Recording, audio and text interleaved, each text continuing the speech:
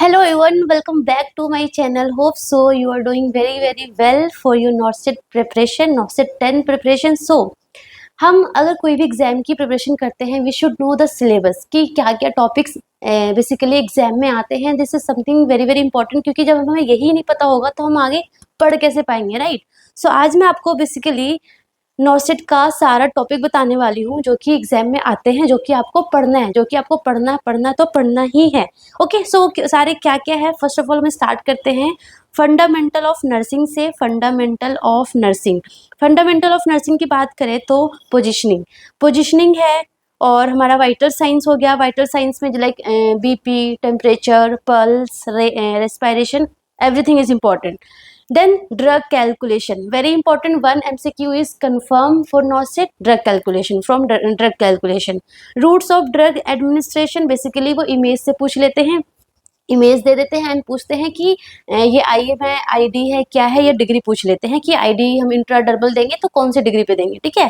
Then fluid and electrolytes, acid and base balance and imbalance. This is something very important topic. You should know each and everything regarding fluid and electrolytes balance and imbalance, like hypocalcemia, hyponatremia, everything, like ECG changes, everything is important. Then acid and base balance and imbalance, and also the ABG analysis, everything is very important from this topic. इस बार भी कितने सारे MCQs इसी topic से आए थे, ठीक है. Then type of IV fluids हो गया हमारा, टोटल पेरेंटरल न्यूट्रिशंस हो गया, ब्लड ट्रांसफ्यूजन हो गया, पेरी ऑपरेटिव नर्सिंग केयर जिसमें हमारा प्री, इंट्रा एंड पोस्ट और सारे instrument, everything is included. Then bundles care, bundles में लाइक हमारा central line associated blood stream infection like CLABSI, VAP bundle, CAUTI bundle, surgical site infection, जो bundles होते हैं ना उसके जो कॉम्पोनेंट्स है वहां से भी MCQ आते हैं, ठीक है. Then bio medical waste management, that is BMW, not car.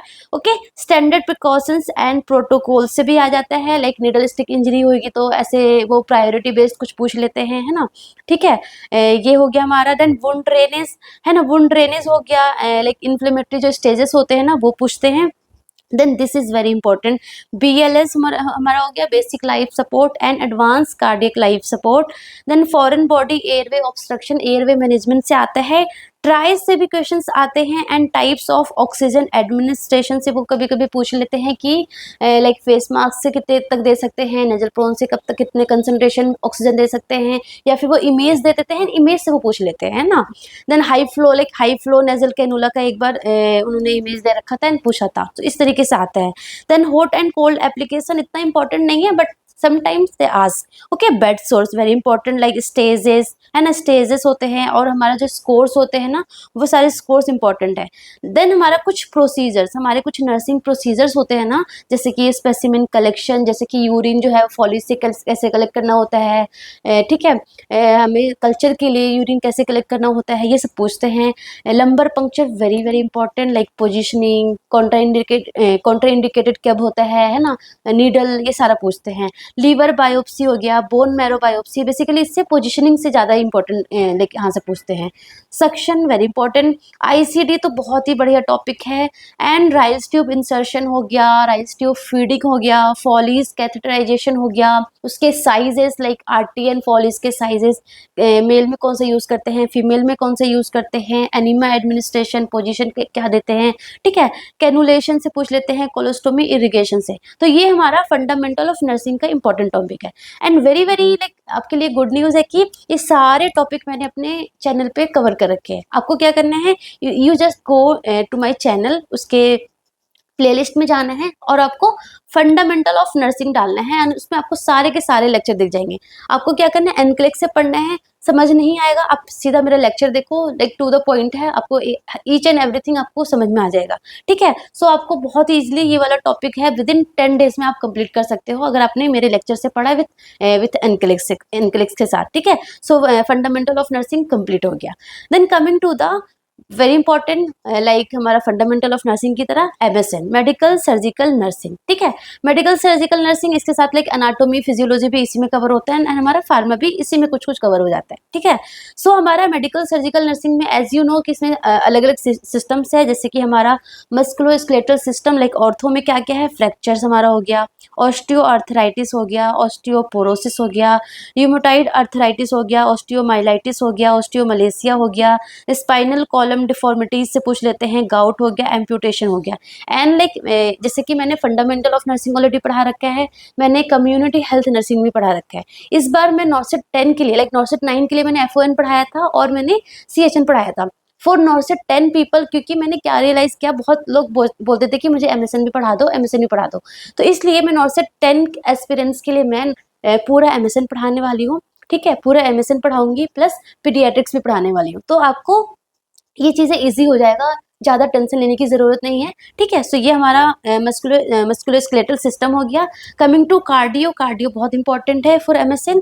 So like ECG में जितने भी लाइक नॉर्मल ECG वेव्स हो गए और जितने अरिथमियाज होते हैं, डिसअरिथमियाज होते हैं ना, लाइक हार्ट ब्लॉक हो गया, टेकिकार्ड वेंट्रिकुलर टेकिकार्डिया हो गया, वेंट्रिकुलर फिब्रिलेशन हो गया, एट्रियल फिब्रिलेशन हो गया, तो उसमें जो ECG चेंजेस होता है ना, वो रिदम आपको पता होना चाहिए, वो रिदम एसेस करने के लिए एग्जाम में आता है, ठीक है ना। So ECG very important. Then coming to myocardial infection हो गया, अंजाइना हो गया, कंजेस्टिव हार्ट फेलियर, शॉक, इस बार भी शॉक से MCQ आ रखा था, पल्मोनरी एडिमा, पल्मोनरी एम्बोलिज्म हो गया, डी वेन थ्रोम्बोसिस है ना, and defibrillator and versus cardio version, यहाँ से भी MCQ आ रखा है, तो ये हमारा कार्डियो का टॉपिक हो गया।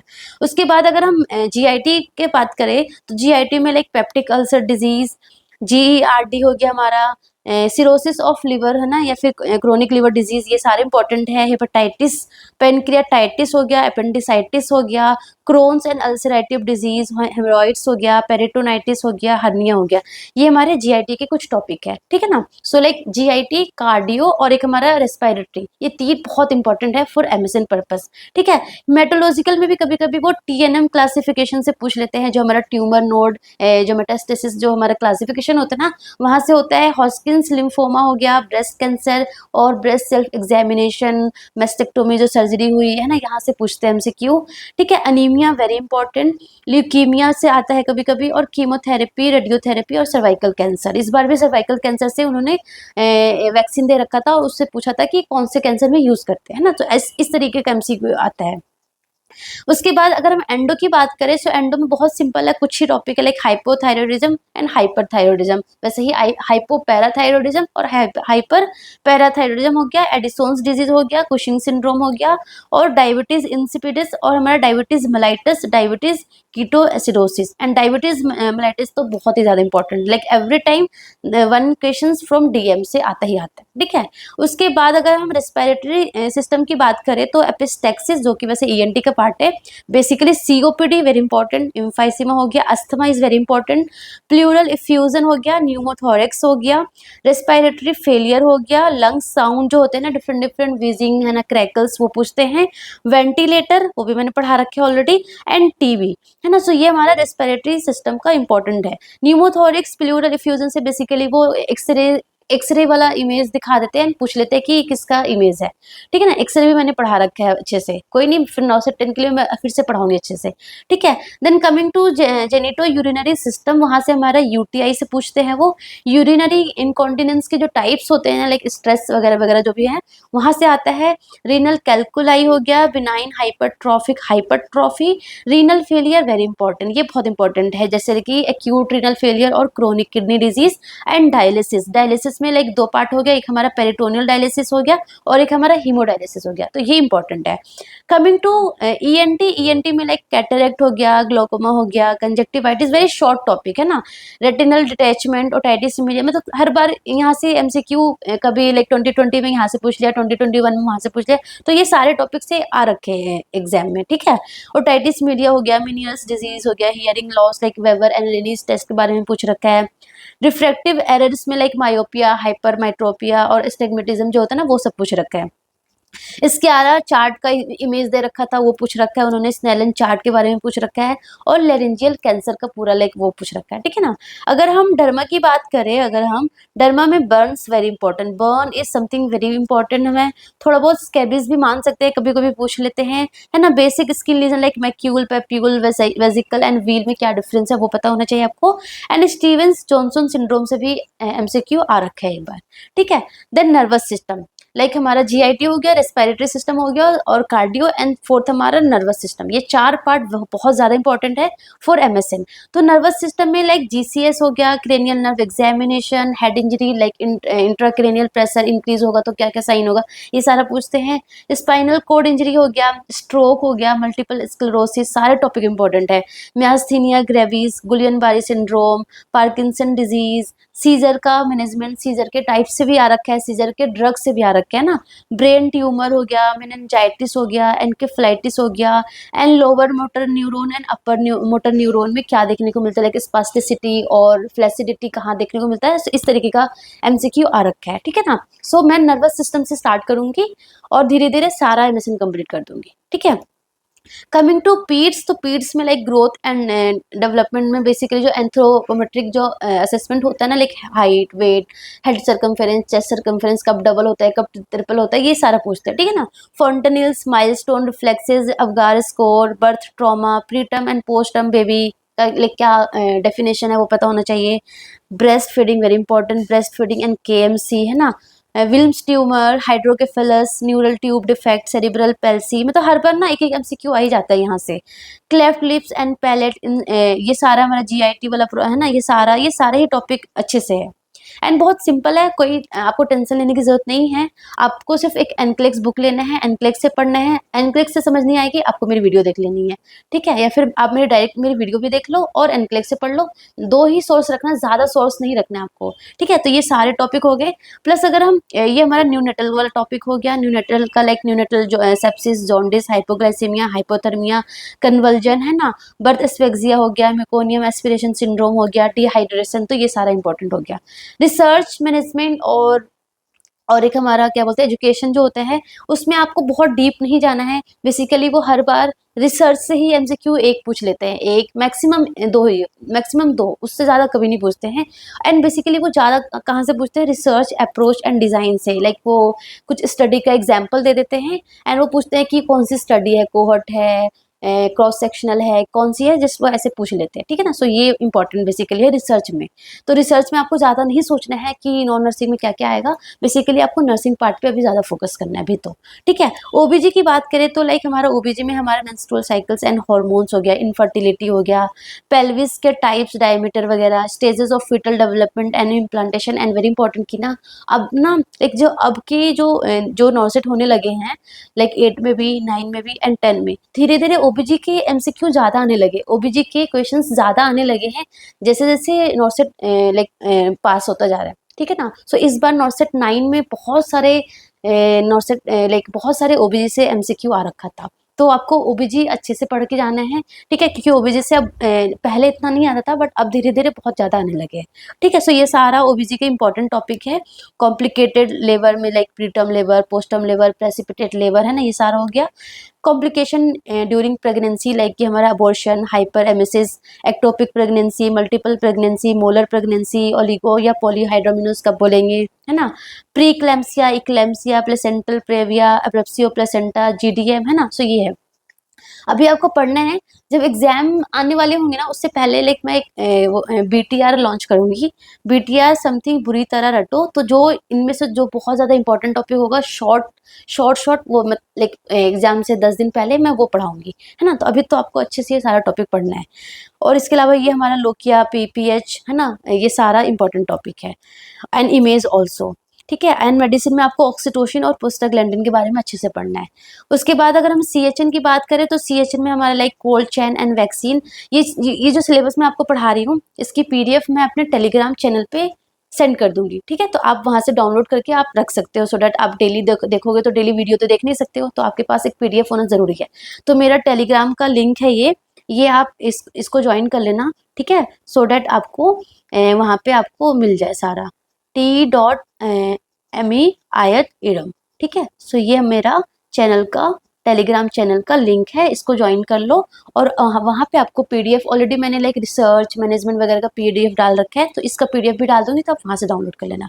ठीक है। सो सीएचएन में ये सारा पार्ट है, सीएचएन मैंने ऑलरेडी पढ़ा रखा है। सो ये सारे टॉपिक मैंने कवर कर रखे हैं, तो आप वहाँ से डायरेक्टली पढ़ सकते हो। ठीक है। कमिंग टू न्यूट्रिशंस की बात करें तो न्यूट्रिशन में कुछ ज़्यादा वैसा नहीं आता है, सिंपल विटामिन से ही बार बार आता है। विटामिन से ही every time they ask 1 to 2 questions from vitamins, like their sources, या फिर टाइप से पूछ लेते हैं, या फिर उसकी डेफिशिएंसी से क्या डिजीज होगा, है ना। बेसिकली वो सोर्सेज से भी बहुत ज़्यादा पूछ लेते हैं, जैसे कि वो पूछ लेंगे कि एग में क्या है, विटामिन सी ज़्यादा है, विटामिन बी ज़्यादा है, फैट ज़्यादा है, क्या ज़्यादा है, जैसे ऑप्शन दे देंगे एंड आपको टिक करना होता है ना। कार्बोहाइड्रेट, प्रोटीन्स, फैट, लाइक कौन से फ्रूट्स, कोई फ्रूट, या फिर बेसिकली वो कुछ ऐसा डाइट जो नॉर्मल टाइप का होता है, जैसे एग पूछ लेते हैं, है ना। तो इस तरीके से वो पूछ लेते हैं ना, आपसे पूछते हैं कि इसमें कितना प्रोटीन होगा, ऐसे इस तरीके का एमसीक्यू आता है फ्रॉम न्यूट्रिशन से। तो बेसिकली आपको विटामिन अच्छे से पढ़ना है।